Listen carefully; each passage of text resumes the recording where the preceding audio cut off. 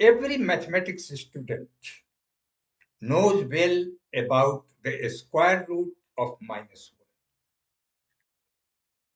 1. It is an imaginary number.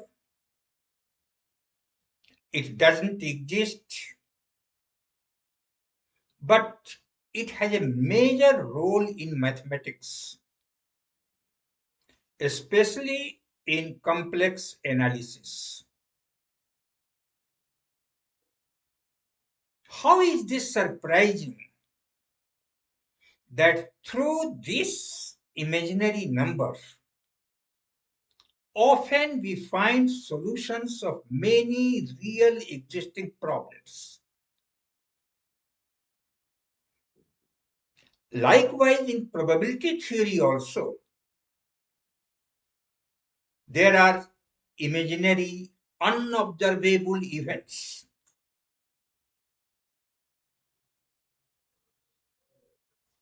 Let us take a simple example.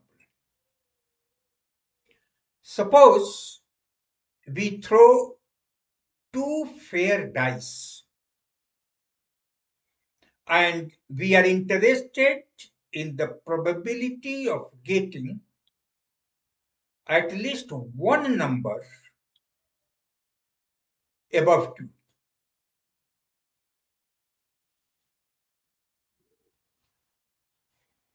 The standard method of solving this is as follows. Let A and B be the events of getting a number above 2 on the first die and on the second die respectively.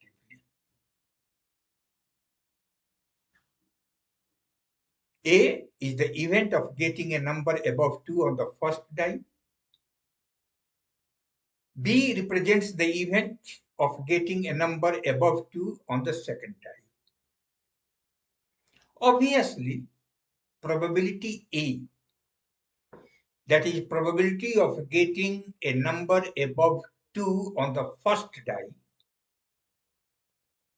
is equal to probability of B,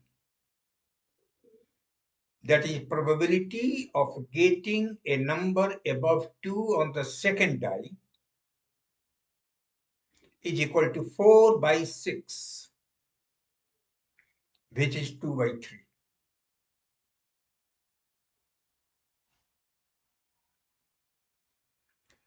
Thus, the probability of getting a number above 2 on at least one of the dice each given by probability A union B, which is equal to probability A plus probability B minus probability A intersection B, which is equal to 2 by 3 probability A plus 2 by 3 probability B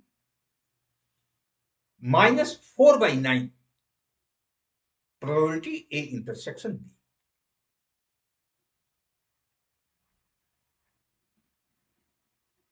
which comes to be 8 by 9.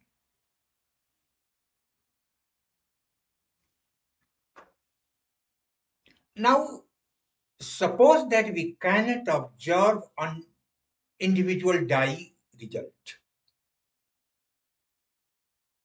We are told only whether or not at least one die had a number greater than 2. There is no mathematical contradiction to saying that there is some unobservable event with probability 4 by 3. That is probability A plus probability B. And another unobservable event with probability minus 4 by 9. The sum of these two events makes up the event that at least one of the die has a number above 2.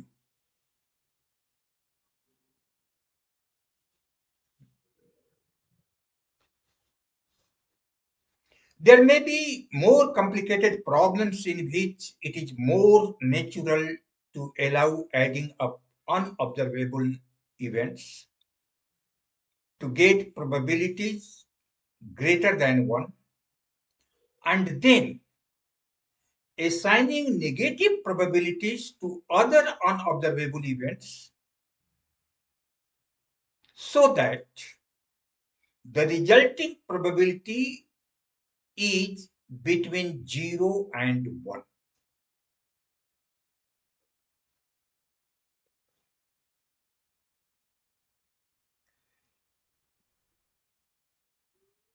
In a way, this is not different from the cases where we use negative numbers for things that cannot be negative. Let us take a simple arithmetic problem.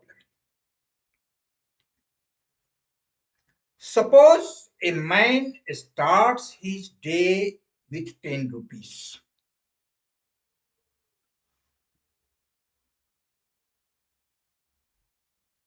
He has 10 rupees in morning. He gives away 20 rupees and takes in 15 rupees. In this way, he has 5 rupees at the end of the day. Obviously, there is no such thing as negative amount of rupees. So the man cannot give away 20 rupees before receiving at least 5 rupees. But if we are only interested in the final rupee balance, there is no need to consider the order of transactions and insist that rupees be added or subtracted in the order the transactions occurred. My point of view is only this, that what the role of imaginary numbers is in mathematics,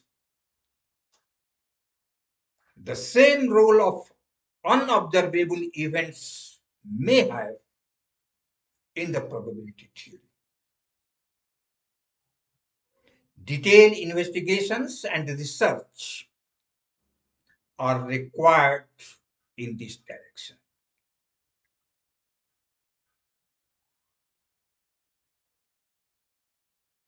It may widen the spectrum of our knowledge in probability theory.